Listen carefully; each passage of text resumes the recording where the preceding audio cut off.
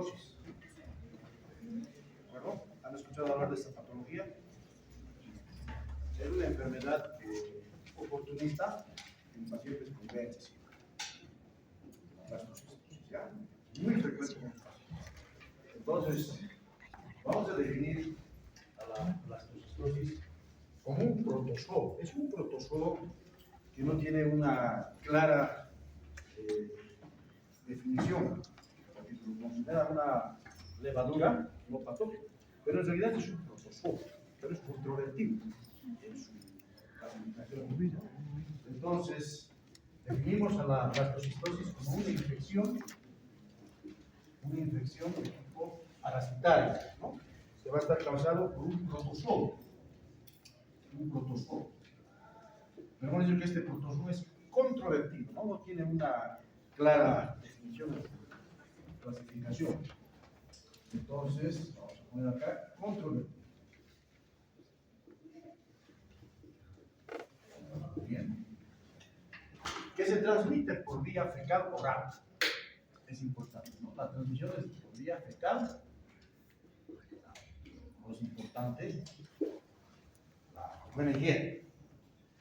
Generalmente este parásito va a estar causado por una variedad de protozoo denominado blastocystis. Vamos a colocar el nombre. Si es el nombre, ¿qué sería? El humano. Hominis. ¿Sí? Hominis. Blastocystis hominis. Que afecta fundamentalmente el tracto gastrointestinal. Estamos hablando del tubo digestivo.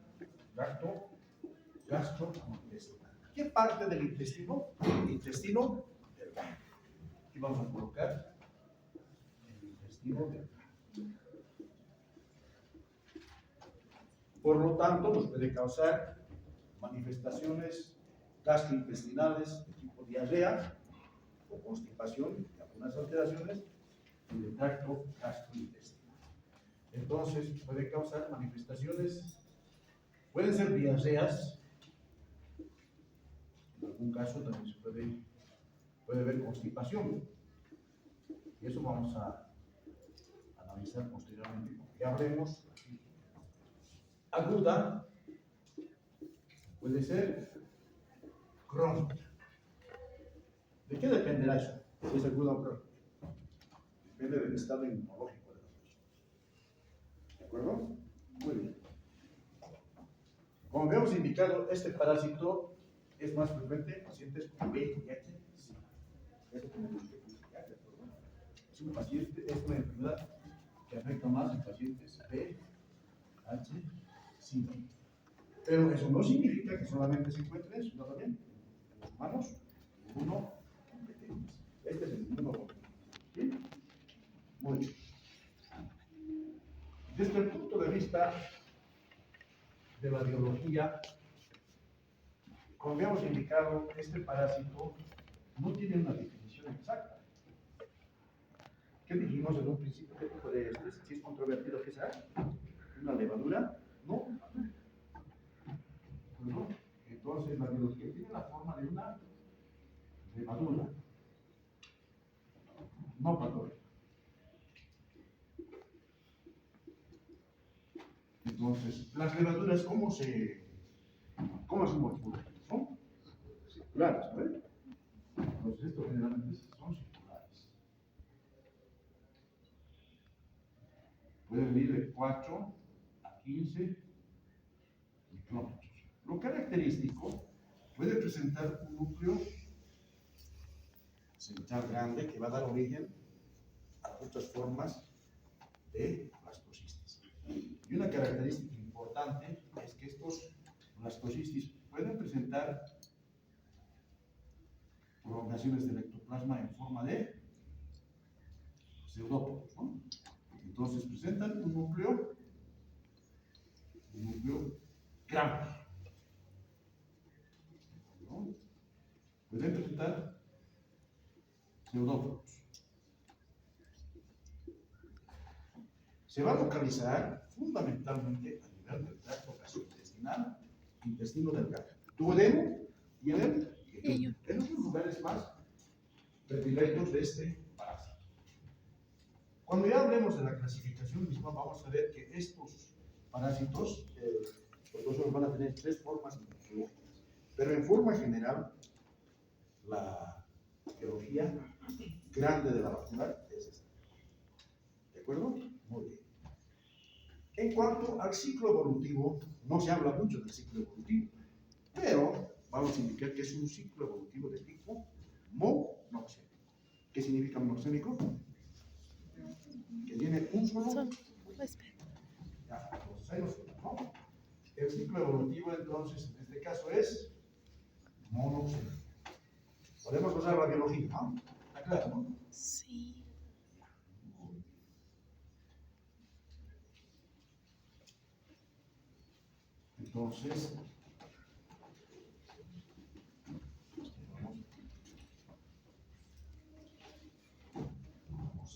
Entonces, el ciclo evolutivo no está claro, pero vamos a decir que es monoxénico. Por lo tanto, existe un solo huésped. ¿Cuál sería? El huésped humano. ¿Dónde se localiza, hemos dicho? Tracto gastrointestinal. Intestino delgado. ¿Sí? ¿Qué partes? Duodeno, yeyuno. ¿Qué más?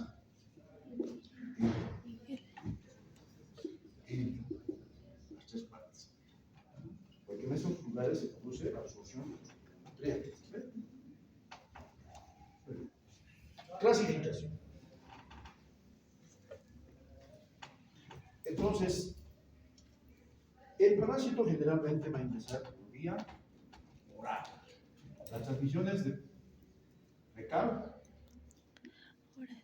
oral. Es decir, esos protozoos que hemos hablado, enseguida son trofozoitos, porque no tiene forma quística. Esta es la otra forma también, que solamente tiene la forma de trofozoitos, no tiene forma quística, ¿no? Entonces, ese trofozoito que se va a localizar en el intestino del duodeno, yeyuno, ilio, y se transmite por vía fecal oral. Una persona que está parasitada va a eliminar los trofozoitos y va a contaminar al medio ambiente. Y cuando uno no tiene condiciones higiénicas adecuadas, no se debe va al baño, o se hace un aseo, o se perfora el papel higiénico, pues algunas veces, pero eso ocurre en nuestro medio, ¿no? Pero en el área rural no existe papel higiénico. Ahí sabes de qué empresa, ¿no? ¿Qué utilizan ahí? Si ustedes han ido al área rural, van a ver que utilizan hojas en el área del oriente, piedra acá en la parte de cualquier cosa, o papel, si es que existe. ¿No? Entonces las condiciones son malas. Las transmisiones fecal oral, uno va al baño no se verifica. ¿Sí? Muy bien. Entonces esa es la transmisión fecal oral. ¿Cómo vamos a clasificar a este parásito? Entonces la relación de la enfermedad está en las malas condiciones higiénicas, ¿no? Malas condiciones higiénicas. El periodo de incubación siempre lo vamos a mencionar que puede ser de 2 semanas a 3 semanas de incubación. 2 a 3 semanas, aproximadamente. Entonces, en la clasificación existen 3 formas parasitarias del Blastocystis ovis. Uno es la forma macular.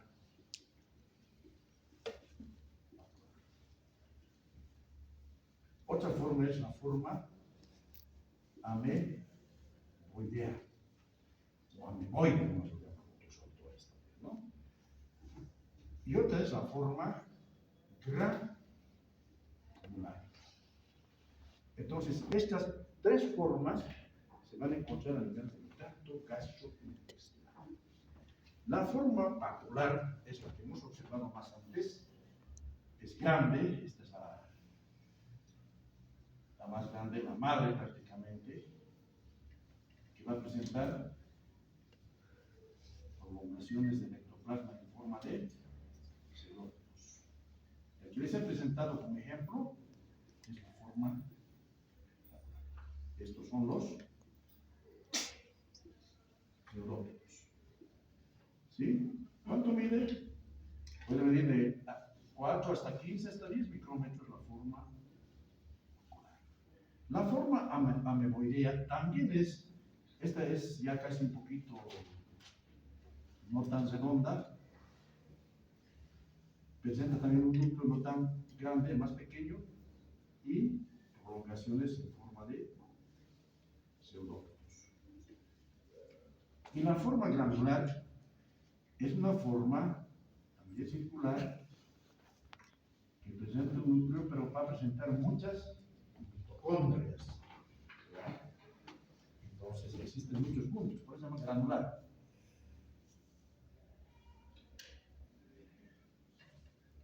Esa es la característica. La diferencia de los dos, que esta tiene mayor cantidad de mitocondrias. ¿Para qué sirven las mitocondrias? Ya para la respiración estimada, ¿ven? Esta es la forma granular, tiene mayor cantidad de mitocondrias. En cambio, estas no van a presentar mucha cantidad de mitocondrias. Pero ¿en qué parte del tracto gastrointestinal vamos a encontrar estas tres formas parasitarias? La forma vacular predomina mayormente en el tracto gastrointestinal, en cultivos y en heces fecales. En el cultivo se hace el cultivo del NN. Este también en el gastrointestinal. También es cultivo, también heces, en las heces fecales. En cambio, esta vamos a encontrar también en el tracto gastrointestinal. ¿En qué partes? Vamos a encontrar en muestras clínicas.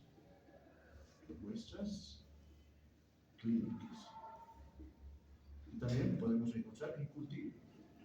En cultivo, obviamente, estamos haciendo cultivo de heces, ¿no? Entonces, en nuestras clínicas estamos hablando en estudios anatomopatológicos. Cuando hacemos una biopsia, vamos a encontrar las formas mitocondriales. Porque estas dos no, al patólogo lo sirve la forma granular, que tiene mayor cantidad de mitocondrias. En cambio, las otras dos se pueden hacer por estudios de laboratorio. ¿De acuerdo? Muy bien. Entonces, estas tres formas se van a encontrar a nivel del tubo digestivo. Gastro, tubo digestivo. Duodeno, yeyuno. Sí, ¿no ven? ¿Qué va a pasar desde el punto de vista patológico? Esto podemos verdad, está claro, ¿eh? No hay dónde perdernos esto, ¿no? Entonces, esto en las muestras clínicas, cultivo y esto. Patología. ¿Dónde nos vamos a centrar en la patología? ¿En qué parte del tubo digestivo? En el tracto gastrointestinal. ¿Sí? Entonces, vamos a hacer siempre hincapié en el tracto gastrointestinal. Tubo digestivo. ¿Qué va a existir en los pacientes que estén infectados por blastocistosis desde el punto de vista patológico? Primer elemento patológico va a ser una enteritis. Enteritis, si se quiere, inflamación del tubo digestivo, ¿no? Hay una característica importante. Al margen del duodeno, yeyuno y ilión, puede afectar también fosa fecal. ¿Sí? ¿Dónde empieza el tubo, el intestino grueso? ¿Qué me puede decir? Sí. ¿Dónde termina el intestino delgado y dónde empieza el intestino grueso?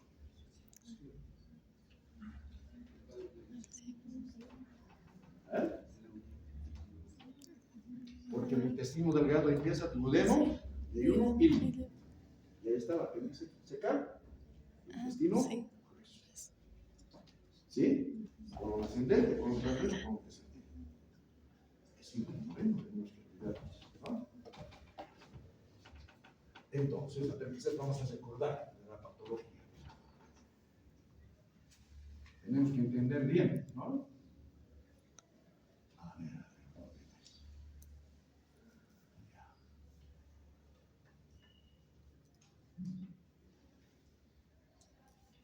¿qué es esto? Es intestino, ¿no? ¿Qué es esta partecita? Hígado. Y ahí viene el intestino. ¿No?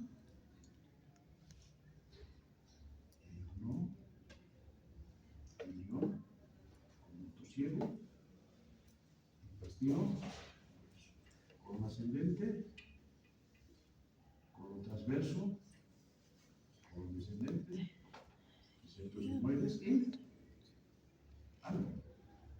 Entonces va a afectar al parásito toda esta parte. Duodeno, incluso hasta esta parte. Entonces, desde el punto de vista patológico, va a haber una enteritis. Todo el intestino delgado, toda esta parte va a estar enrojecida. ¿Entiendes, no? Pedro,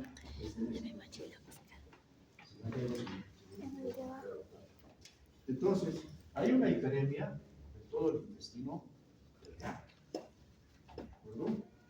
Entonces, los enterocitos,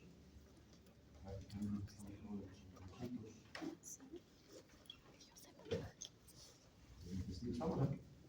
Tomaremos una muestrita de estas para patología. Si tomo una muestra, vamos a observar esto.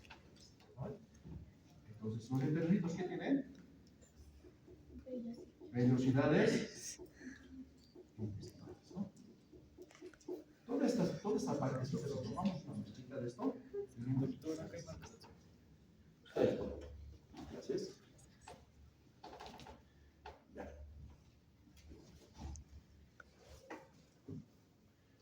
Entonces, lo que dije, toda esta parte va a estar afectada. Va a haber una enteritis de todo el tubo digestivo. ¿Sí? Está enrojecido toda esta parte. Intestino, duodeno, ilión, incluso esta mucosa. La mucosa secal, que es el inicio entre el intestino delgado y el intestino grueso, está totalmente lavada. A eso llamamos hiperemia. Existe una hiperitis, luego existe una hiperemia. Hiperemia, mucosa secal, ¿no? Entonces, las vellosidades también están afectadas, no tanto como las yardias. En las yardias que destruye prácticamente. Esta produce velocidades, altera las velocidades intestinales, nos puede volver más pequeñas, pero las yardias es demasiado, ¿no? Porque destruye prácticamente todo. Gracias a la yardina, ¿no? En cambio, esta no es tan agresiva, pero sí que altera las velocidades intestinales. Hay una hiperemia de la mucosa secal. Por lo tanto, va a existir también alteración en la absorción de los micronutrientes. ¿Sí? Eso. Muy bien. Existe alteración de micronutrientes. Alteración de proteínas. ¿Qué más necesitamos para comer? Vitamina. ¿Qué más? Carbohidratos.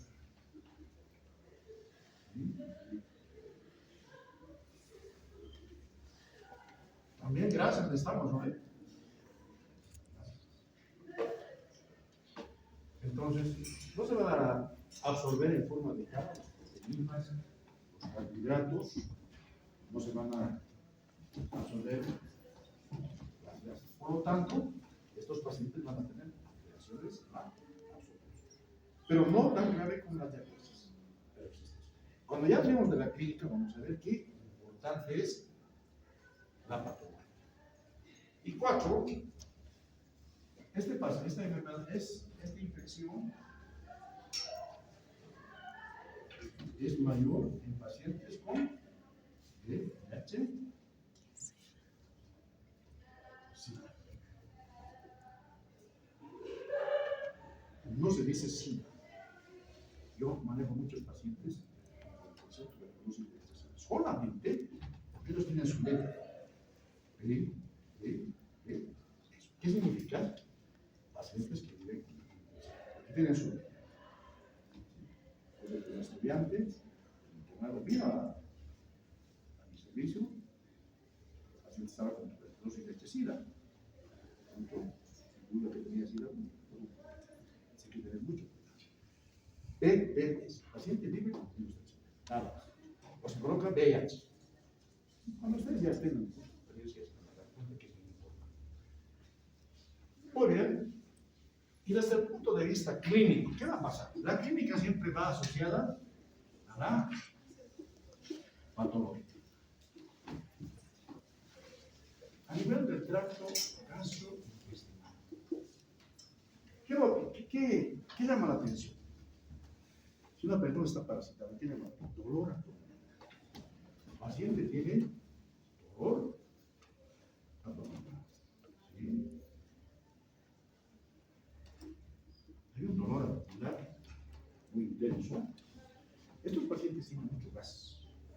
A eso llamamos flatulencia. Estos pacientes pueden tener también diarrea. Una diarrea acuosa.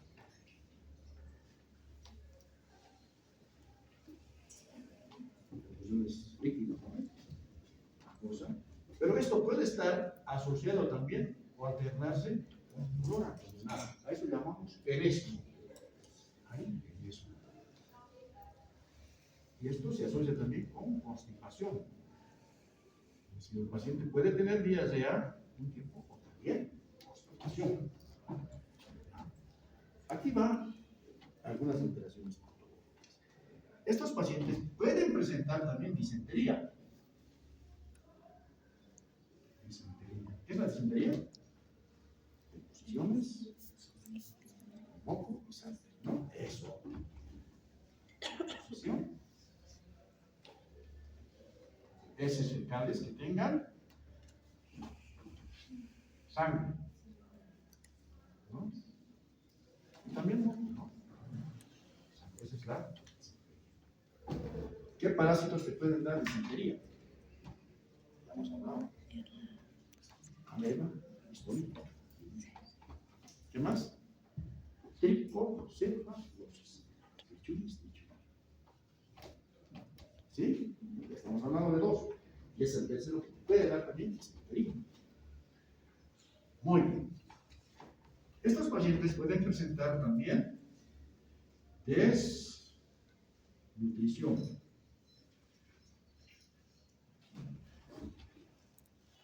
Es decir, comen, pero no aumentan de peso.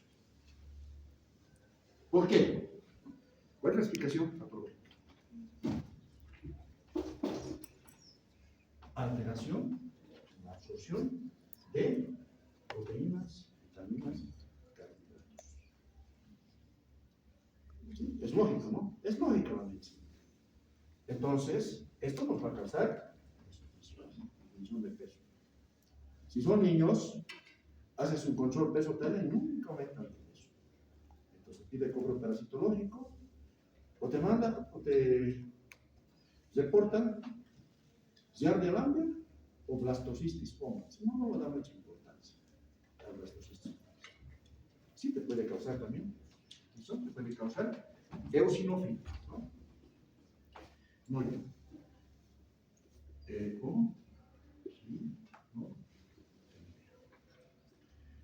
Otra característica es que si una persona tiene un buen estado nutricional, la enfermedad puede ser autolimitada. ¿Qué significa eso? Autolimitada.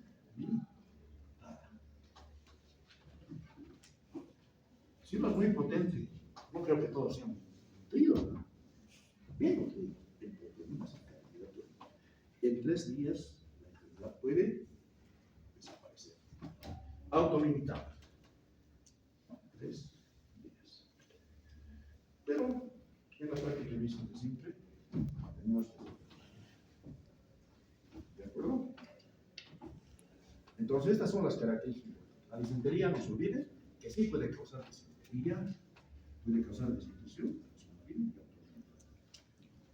a nivel del tracto gastrointestinal, fuera del tracto gastrointestinal, extraintestinal, ¿qué puede afectar? Si es extra gastrointestinal. Si es extra gastrointestinal. Puede afectar fundamentalmente la piel y nos da una urticaria. ¿De acuerdo? Puede causar una urticaria.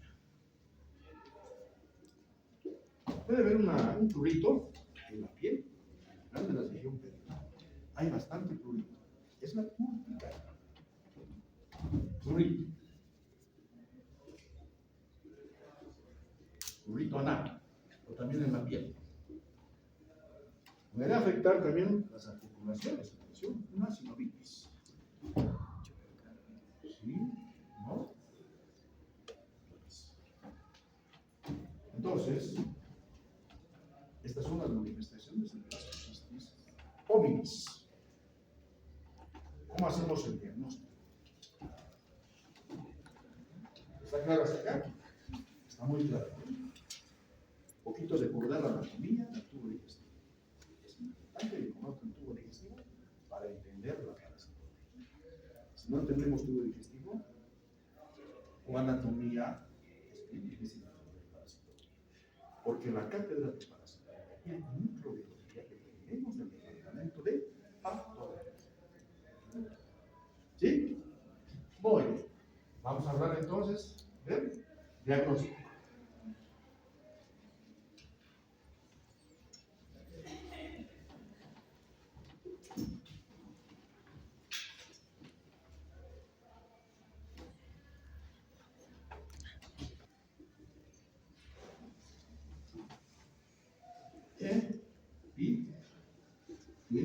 Biológica.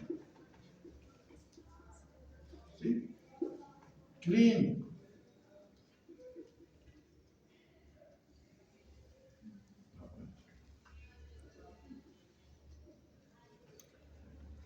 Muchos de mis estudiantes ya son médicos, son docentes en la cátedra, docentes en muchas cátedras. Siempre los inculcado tres cosas importantes: que no solamente me hagan el diagnóstico clínico, sino que tiene que ser un diagnóstico. ¿Eso qué significa? Diagnóstico epidemiológico, clínico y laboratorio. Nosotros en el diagnóstico epidemiológico hacíamos investigaciones.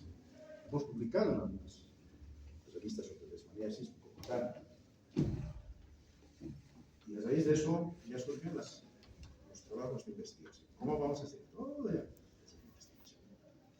Entonces, para hacer una investigación hay que hacer un buen trabajo de investigación para publicar. Por eso es importante la epidemiología. ¿Qué es la epidemiología? La distribución de la frecuencia de las enfermedades hematomáticas. Tenemos que entender. Ahora mismo se dan piola, no saben qué van a hacer. Porque en las jefaturas están las personas que desconocen, ¿no? Entonces el diagnóstico epidemiológico es importante. Tenemos que ver de dónde viene el paciente. La mayor parte de estas enfermedades son enfermedades endémicas tropicales. Pero también hay casos importados por las condiciones que existen en nuestro país. La Paz es el alto cosmopolita. Entonces están de diferentes países y llegan fácilmente acá. Y también todos los departamentos. ¿Sí? Porque hay enfermedades tropicales, endémicas en zonas de los valles, el trópico y en el la zona andina. Antes solamente hablaban de, yo llegué a la cátedra en la parte de enfermedades parasitología. Y había algo de herbolaria. ¿No? Eso es, no tenemos en parasitología. Hasta que implementamos la parasitología especial, parasitología hemotisular y entomología. Entonces ya la cátedra va a acreditar ahora esto. ¿Sí? Muy bien. Entonces en el epidemiológico siempre tenemos que ver zonas endémicas. Esto es más frecuente en zonas tropicales. Pero, como hagamos la historia clínica, es menos siempre decir de dónde viene el paciente. Eso es muy importante. Cuando te van a pasar al tercer año, se hace historia clínica. Inspección, palpación, percusión, auscultación en la parte de identificación. ¿De dónde viene el paciente? Entonces ya nos está dando una buena herramienta para decir y podernos agrupar en enfermedades endémicas tropicales, ¿no? En el clínico, ¿qué vamos a observar? Tracto gastrointestinal. A ver, si ven, ¿qué llama la atención al paciente con gastrocistosis? No te digo vos, a ver, ¿quién me puede decir? Ay, ¿qué te llamas? ¿Qué llama la atención? Dolor abdominal. ¿Qué más? ¿Por qué? Desnutrición.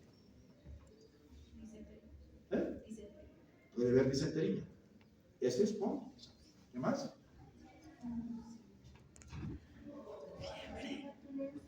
Flatulencia, puede haber diarrea, puede haber constipación, entonces, ¿no?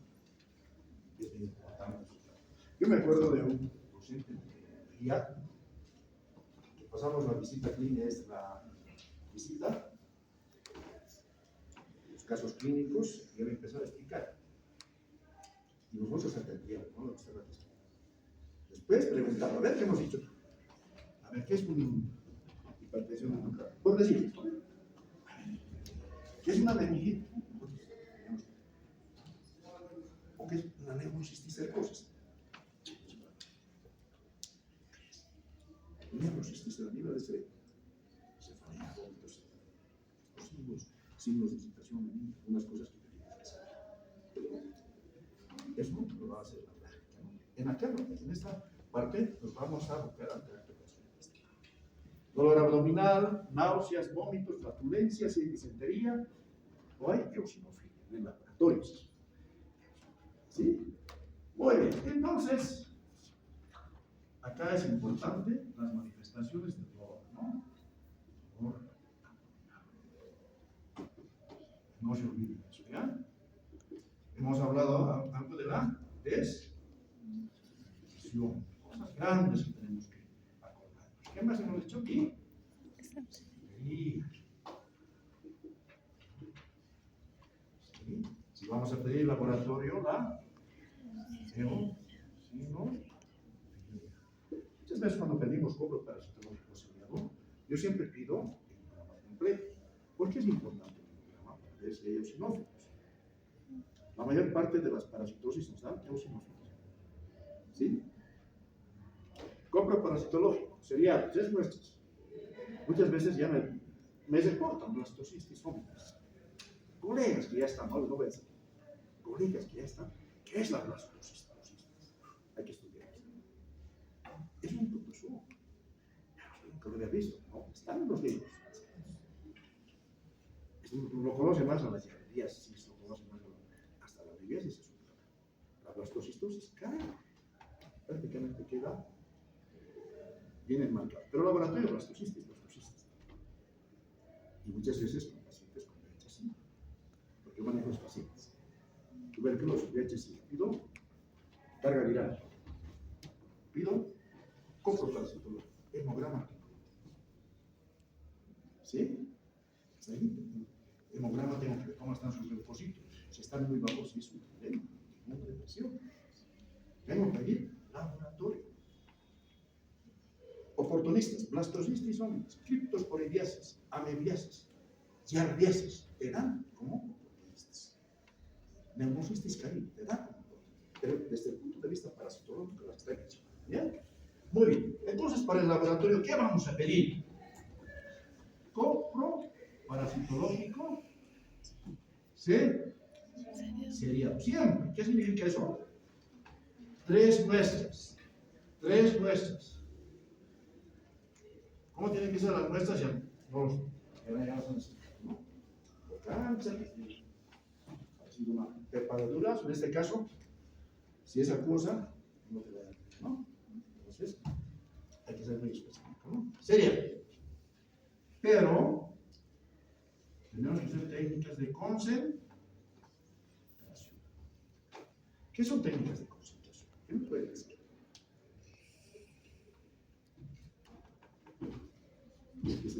¿Qué te llamas? ¿Ah? Bueno, ¿qué es una técnica de concentración? ¿Quién puede decir? En el grupo hemos hecho una técnica simple, ¿no? Que es el cómputo parapsicológico serial. La técnica del cómputo parapsicológico serial es muy práctica. En el grupo. Es bien fácil, ¿no? Tomamos la muestra que más utilizamos, suelo fisiológico, y ahí vamos a observar. Es simple. Pero las técnicas de concentración es cuando ustedes ya muestran, llevan la muestra tiene que presentar siempre en un frasquito de boca. Pero eso hay que centrifugar, hay que hacer una técnica, se llaman las técnicas de concentración. Estas técnicas, tenemos la técnica de ¿qué es la técnica del Sitchi? Es formol, éter. Bien simple eso, ¿no? Porque las muestritas que nos pedimos en el laboratorio, nos van a colocar en un tubo de ensayo. Estas muestras lo van a centrifugar, lo van a eliminar. Luego utilizan formol, lo eliminan, eliminan. Cosa que en el sedimento vamos a encontrar todo este sedimento. Vamos a encontrar una muestra que se está surgiendo en el fondo. Todo lo sobrenatural. Esta partecita de la muestra hay que tomar para observar. Ahí podemos encontrar los resúmenes, podemos encontrar ¿de acuerdo?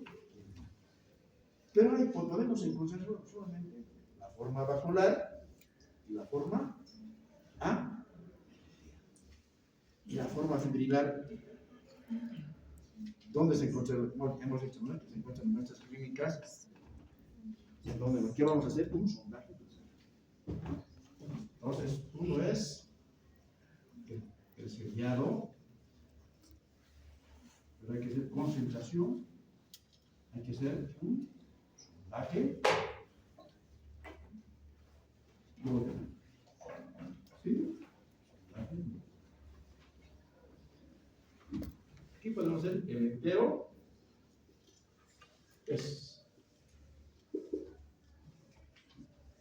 Con eso se coloca una sondita y en el duodeno podemos observar, tomar una muestrita, observar ese líquido y vamos a encontrar. ¿Sí? ¿Qué formas parasitarias hemos dicho que existen en Blastocystis hominis? Este grupo, dígame uno. ¿Qué formas? Ameboidea.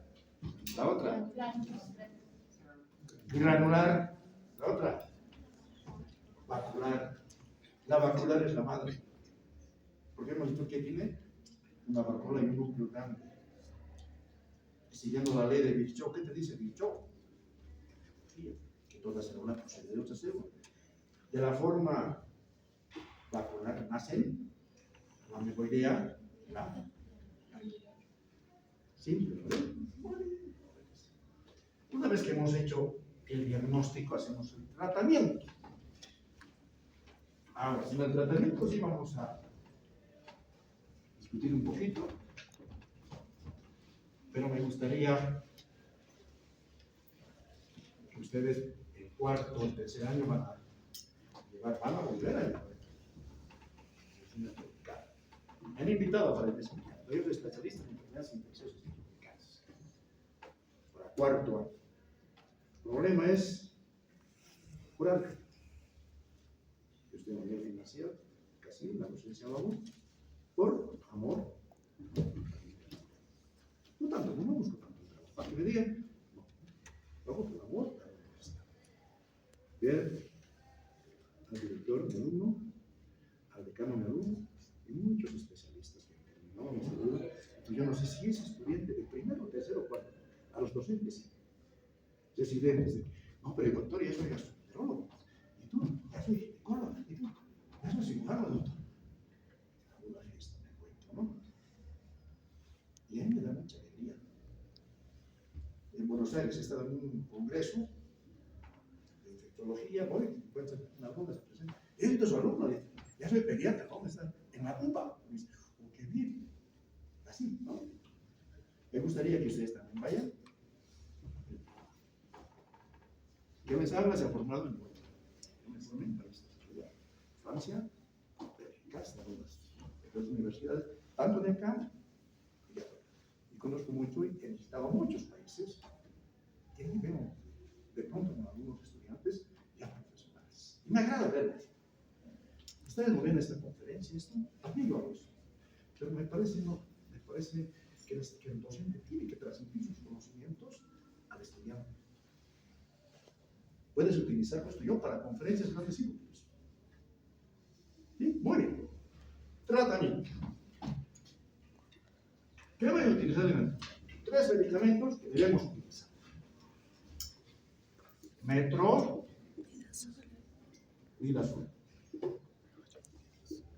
El otro medicamento, fluorosolidol.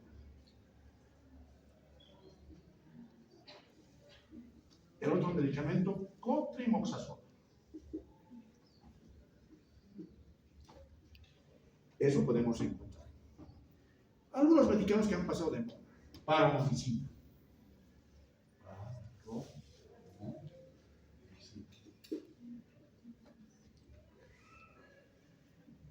Emetina.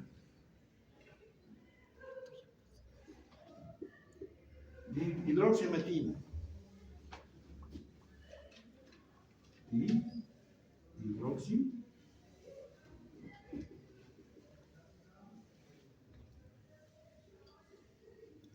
Si utilizamos emetina, hidroxiemetina para la así el docente totalmente no está actualizado. Quizá los primeros parasitólogos utilizaban esta ya no se utiliza, ya la han sacado del mercado. No, ahora tenemos un poquito a los metronidazol, medicamento que va a actuar a nivel del núcleo, a nivel del DNA. Se utiliza también para pacientes nutriólogos resistentes. ¿No?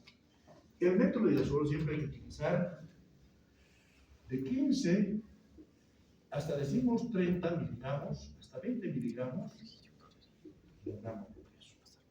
Algunos dicen de 10 hasta 30 miligramos de peso. Pero en niños hay que tener mucho cuidado. Hay que empezar siempre.